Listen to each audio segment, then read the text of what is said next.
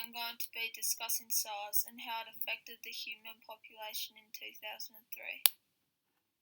What is SARS? Severe acute respiratory syndrome caused by a coronavirus. It was first discovered in 2003 as a member of the Coronaviridae family.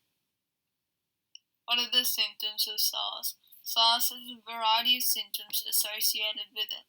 General symptoms include high fevers, dry coughs, and pneumonia. SARS often begins with a temperature over 38 degrees Celsius. This symptom is also common in the flu.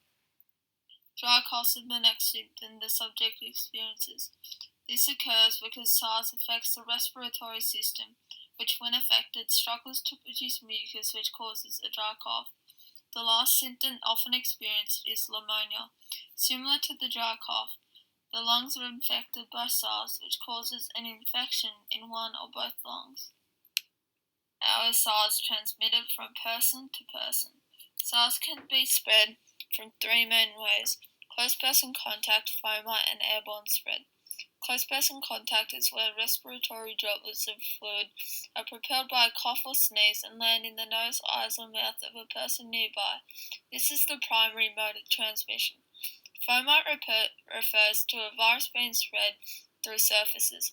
For example, a person could have the virus and then touch a metal pole.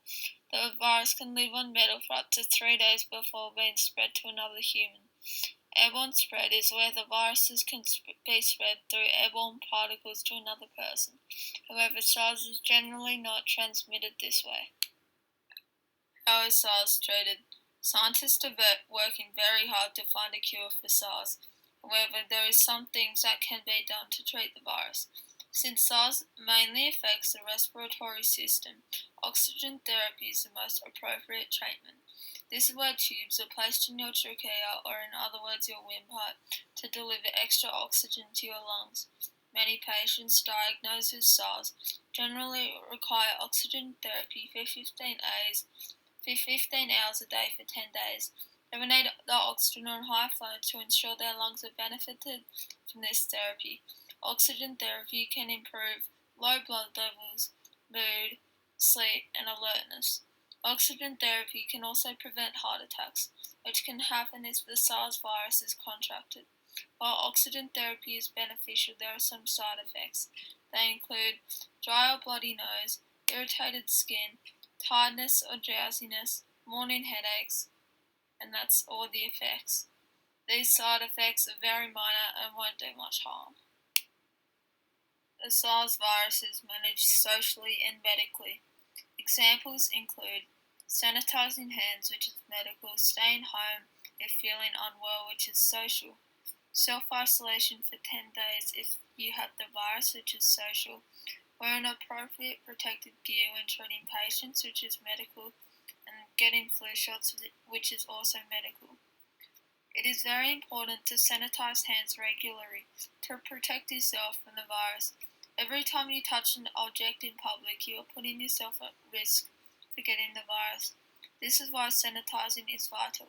Staying home is also a key factor in the management of SARS. This can protect the community from a potential case, which can lead to an outbreak. If the virus is contracted, doctors advise self-isolation for 10 days. This method is vital as it definitely keeps the community safe. During this time, oxygen therapy will probably be used to cure the disease within 10 days. When treating a patient with SARS, protective gear is a must. This includes masks, sealed face masks, full gowns which cover all skin, high boots which provide an extra layer, and this is all the protective gear. The PPE allows doctors to freely treat a patient without having to worry about their personal health, which can also help contain the virus in the lab without it spreading. Flu shots are another way SARS is managed. People can volunteer to be immunized, which protects their immune system, which may be vulnerable. This can serve as a vaccine, which may help your body react better when infected with SARS.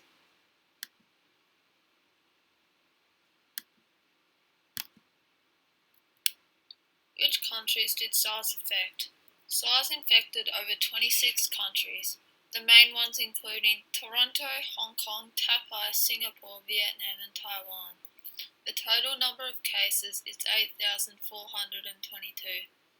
The total number of deaths is 744 people, with an 11% mortality rate.